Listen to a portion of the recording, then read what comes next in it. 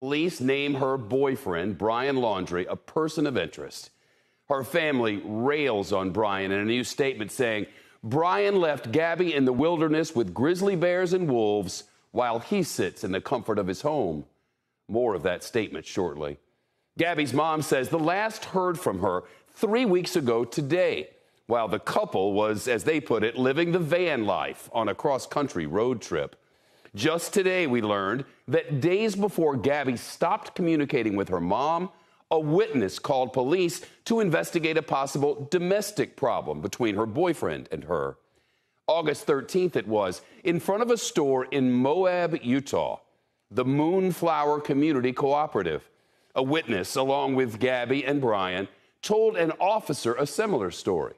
Gabby and Brian were having an argument. Brian told Gabby to go take a walk and calm down. She didn't want to and started slapping him. So he grabbed her face and pushed her back.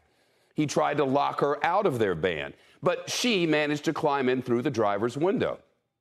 They all drove off, and an officer later flagged them down. Again, that's the story in the police report. It's important to mention here, the two officers decided this was more of a mental health break than a domestic assault, and that they considered Brian the victim. Brian and Gabby both told cops that she suffers serious anxiety. Police said she was in a manic state and crying uncontrollably. Police say the two also told them that they were in love, engaged to be married, and didn't want to press charges. The cops then got Brian a room for the night at a family crisis resource center, while Gabby, now missing, stayed with the van. 2 weeks later, the last text from Gabby to her mother, it read, "No service in Yosemite."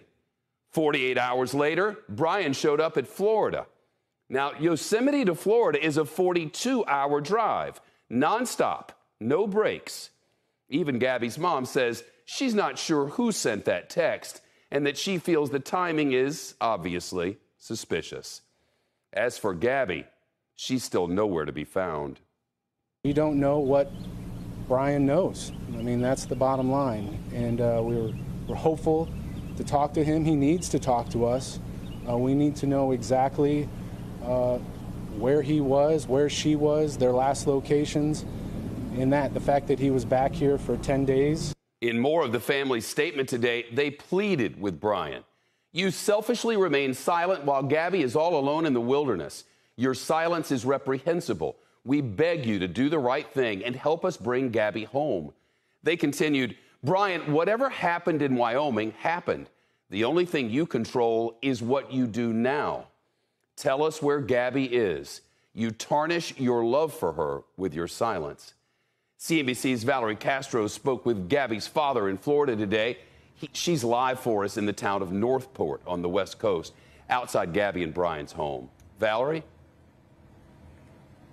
Chef Joe Petito says at this point he doesn't remember the last time he slept, and he just wants his daughter Gabby to be found. I spoke to him this afternoon about that incident in Utah and the relationship between Gabby and Brian. He says if Gabby had called him and told him that they had had an argument like that, he would have been on the first flight there to pick her up and bring her home. Instead, he says he was unaware of any issues, including mental health problems, that Gabby told Moab police she was suffering from, according to that police report.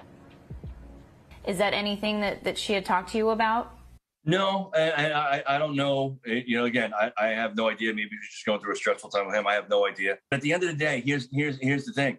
It doesn't solve the problem now. Say it's significant, say it's not. It doesn't matter. Gabby's not around. We got to find Gabby.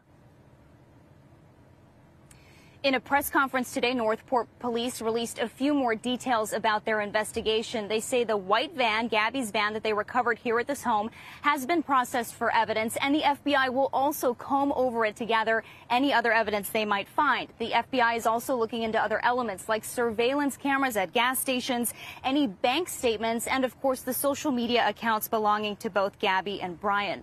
Ultimately, though, police say they need Brian to talk to them. They have so many questions for him. But his attorney released a new statement today saying he's advising his client to continue to remain silent.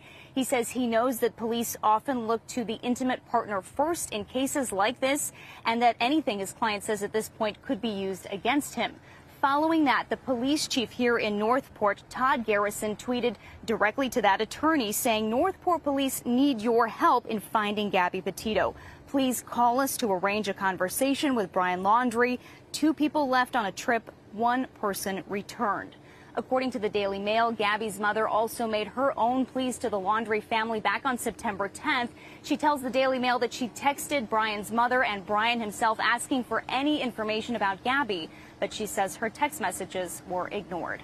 Shep.